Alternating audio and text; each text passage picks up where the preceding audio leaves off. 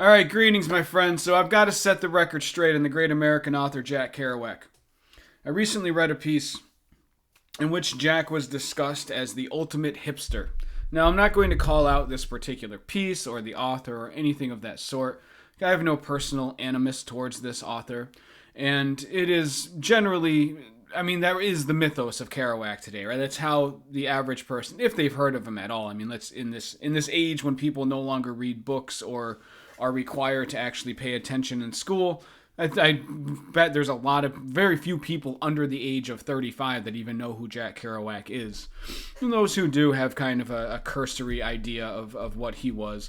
And his mythos has largely become that of the bebop, jazz-loving, hard-partying, hard-drugging hipster, hanging out in beat cafes and all of this. And there is some level of truth to that, but it bothers me because I feel like it detracts from the true depth and the true magic of Jack Kerouac, who I have made videos about Jack in the past. I am not somebody who looks at him with rose-colored glasses. He was a very flawed human being. I do not like how his alcoholism is romanticized. Alcoholism is not a romantic thing for somebody to live through, etc., etc. But as a human being, Jack Kerouac was also a brilliant and compassionate soul and a really unique human being with a brilliant, if sometimes disorganized mind, or if often disorganized mind. But all of those are philosophical asides for another debate, but let's get to the central aspect of Jack Kerouac as the hipster. Now, we're talking with words here. People have different connotations of different words, but I think the way that I think of a hipster is generally how people think of a hipster, right? A hipster is somebody who's kind of trite, kind of shallow, really obsessed with their appearances. They want to listen to all the most cutting-edge music, to have the most cutting-edge clothes. Like, they have defined their ego and their identity very much as the person who is outside the mainstream, who knows what the quote unquote truly cool stuff is. The kind of person who's like, Modest Mouse was cool before they got famous. Now they suck. That's actually a funny example because there might actually be some truth to that. But you get what I mean, right? Like, a hipster it's a kind of a shallow and kind of silly characterization of somebody. And the only people that think hipsters are cool are the people who are very preoccupied with their image, with their clothing, with a lot of shallow, really unimportant things, and with partying, right? The hard partying thing. That's the big thing, because Jack Kerouac did party a lot. He did love bebop jazz. All of that stuff is true. However, Jack Kerouac was a river that ran very deep. And even when he was in those activities that could be described as hipster activities, even then, in his heart, it was never a shallow thing. There's a book was released a few years ago called Windblown World it publishes the journals of Jack Kerouac from 47 to 54. There's some great stuff in there when he's talking about planning to write on the road. You kind of get to see his thought process before that, but really gives you a further window into Jack. But it's even Kerouac, this is all exposed even in his other books. The thing with Kerouac is, of the remaining relatively few, and I'm saying relatively few people, because let's face it, not many people read today, and even then among those who read, it's mostly things like Harry Potter and stuff. There's nothing wrong with Harry Potter or any of that stuff at all, but I'm just saying, when you look at the percentage of the population that's actually reading old literature, it's not a lot. But of those people who do actually read Kerouac, it's usually on the road, right? On the road, it's kind of considered. I remember when I was in high school, it was like a rite of passage almost. There were like a few books that you read to be intellectually with it. Maybe one could even say to be an intellectual hipster at that time. I don't know. I certainly never like to think of myself as a hipster, but I guess one could make that argument. But, it's like A Clockwork Orange. On the Road, man. On the Road was a big book.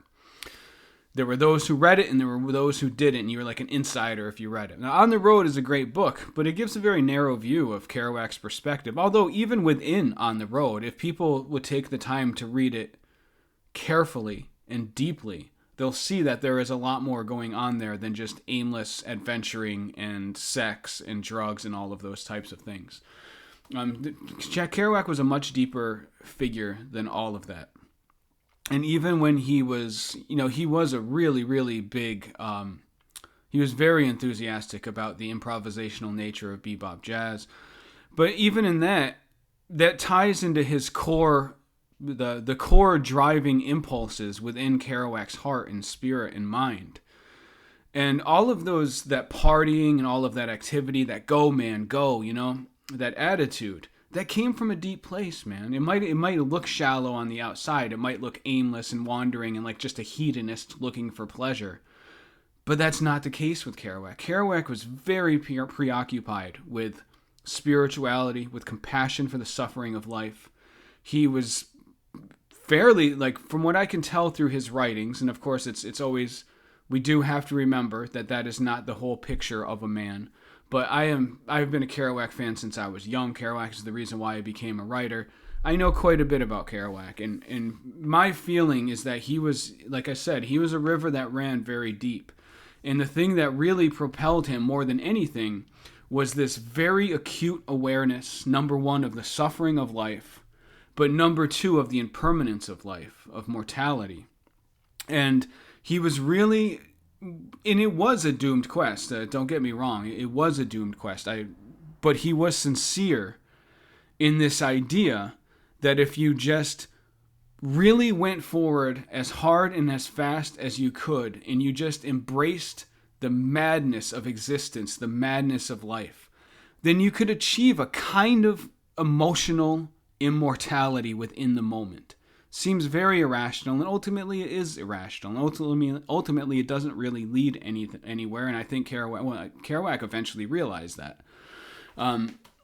He was a very different person in his later years than his earlier years. But even in those earlier years, that manic drive for experience, to be fully embrace the now, and to be embraced by the now, the present, this moment.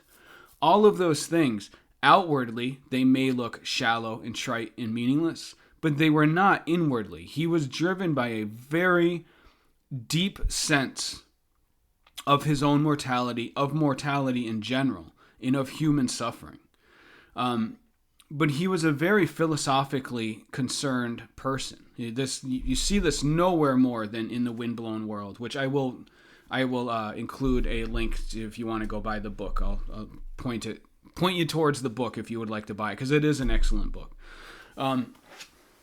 But yeah, Kerouac was all of those external aspects of partying and hedonism and all of those things.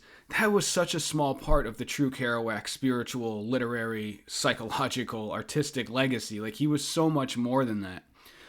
And he was a brilliant person. Like I said, I feel like he became lost, and he had kind of a disorganized mind. I think emotionally he was pretty erratic inside, but he was a brilliant guy. He was very widely read, and he could just bring things he could bring things into conversations, obscure reflections on like Greek philosophy and things of this nature. But he absolutely was not concerned with his outward appearances, and that is just silly. And again, that's how I perceive hipsters. And again, we're just talking about words here. But when you are talking about hipsters and you're talking about that kind of culture, it is very much trying to look a certain way and trying to exhibit a certain energy, a certain light. And I do not believe Kerouac was... Maybe when he was younger, there might have been some slight awareness of that at least, but through most of his work, I mean, the guy lived as basically a homeless man for huge portions of his life. He was living in the slums, man. And he was constantly seeking this deep connection with true experience, the true thrust and energy of life and existence, which he felt you could find, and I have to say I kind of agree with this. He felt you could find that the most among the dregs of society, because that's where, when you are truly in a place of degradation, maybe even hopelessness, there is an energy to life. And yeah, I'm speaking as somebody who's been there. I don't want to go back there, don't get me wrong. However, there is like a certain thrust, a certain energy of existence among the truly desperate classes of society, truly desperate individuals of society.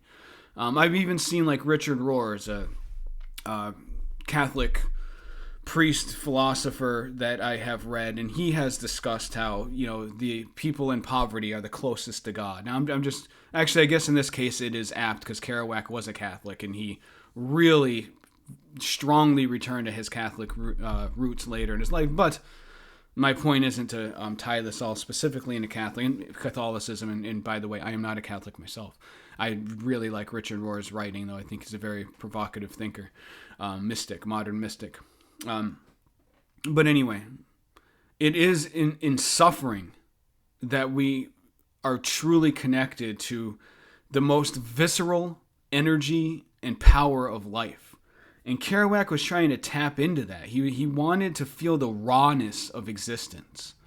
That is the opposite of a shallow, trite person concerned primarily with appearances. He was not. He was concerned with the substance, the real substance of humanity, of the human soul, of human suffering, human joy too, and excitement and wonder. Like, he wanted to feel it all, and he understood you kind of have to be living on the razor's edge to feel the most of that. Now, like I said, eventually, it does seem that he realized the road that he was on was leading nowhere, right? And so he kind of ditched that and lived a very different life at the end of his years. However, throughout the entire spectrum of his existence, he was a very deep and profound thinker with a very deep love and compassion for humanity. So much so, I think it was actually his empathy that basically kind of broke him. But again, that's just my hypothesis or my theory or whatever. But I think it was his constant awareness of the suffering of existence around him that drove him to drink so much. And the alcohol, it's never good to drink that much. But anyway, it's a different thing, a different topic for a different time. Just my point is, I just feel like throwing this out there, man, because I love Jack Kerouac's writing, and I love Jack Kerouac as a person. He's one of those guys, I grew up reading his books. He formed a lot of how I see life and how I see reality. And honestly, when I was younger, I think I kind of saw him as a father figure, but now I see him kind of like as a brother. And I don't know, I just wanted to put this out there, kind of set the record straight a little bit. Jack Kerouac was a lot of things, but he was not shallow, he was not trite, and he was not preoccupied with appearances and hipness and appearing to be cool.